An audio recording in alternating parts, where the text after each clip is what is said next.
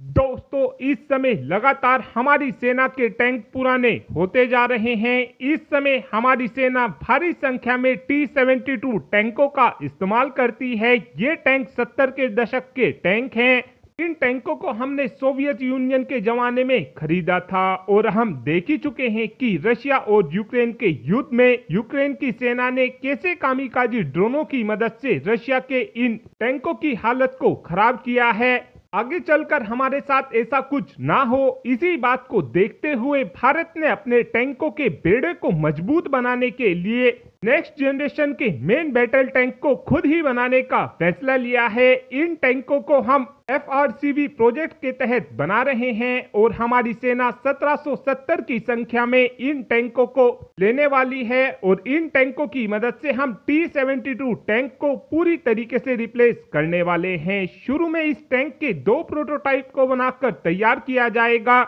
और इन टैंकों के प्रोटोटाइप को बनाने के लिए हमारी गवर्नमेंट की तरफ से 90% फंडिंग दी जाएगी और जो बची हुई 10% फंडिंग होगी, इस फंडिंग को उस कंपनी को खुद लगाना होगा जो कंपनी इन टैंकों के प्रोटोटाइप को बनाकर तैयार करेगी। Next generation main battle tank के प्रिलिमिनरी डिजाइन को डीआरडीओ ने अब से 3 साल पहले बनाना शुरू किया था। लगातार डीआरडीओ की तरफ से इस टैंक के डिजाइन में बदलाव किए गए हैं और ये बदलाव डीआरडीओ की तरफ से हमारी सेना की जरूरत को देखते हुए किए गए हैं। और अब बताया यह जा रहा है कि डीआरडीओ की तरफ से इस टैंक के प्रिलिमिनरी डिजाइन को लगभग बनाकर तैयार कर लिया गया है। इस डिजाइन के पूरा हो जाने के बाद हमारे इस नेक्स्ट जनरेशन के मेन बैटल टैंक के फाइनल डिजाइन को बनाकर तैयार किया जाएगा, जिसके बाद डीआरडीओ की तरफ से उस डिजाइन को उन 2 कंपनियों को सौंप दिया जाएगा जो इन टैंकों का प्रोटोटाइप बनाकर तैयार करेंगी।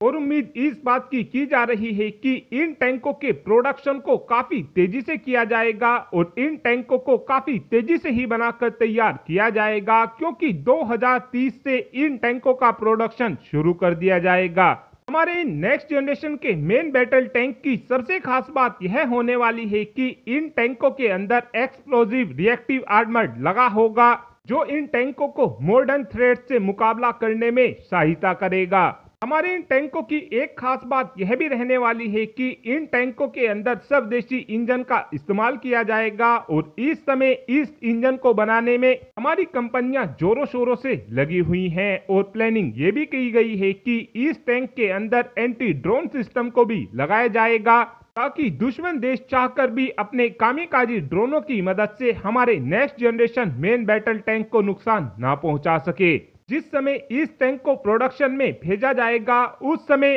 जो 2 कंपनियां होंगी इनकी तरफ से जब अपनी अपनी बिड को सबमिट किया जाएगा, उस समय जिस भी कंपनी की तरफ से कम बोली लगाई जाएगी उस कंपनी को 60% टैंक को बनाने का मौका मिलेगा और जिस कंपनी की तरफ से बोली थोड़ी ज्यादा लगाई जाएगी वो कंपनी 40% टैंकों को बनाएगी। और अब आप ही कमेंट कर बता सकते हैं कि क्या हमको हमारे next generation main battle tank के अंदर एंटी ड्रोन सिस्टम को लगाना चाहिए, हाँ या फिर ना। इस बात का आंसर आप कमेंट बॉक्स में दे सकते हैं। Thanks for watching this video.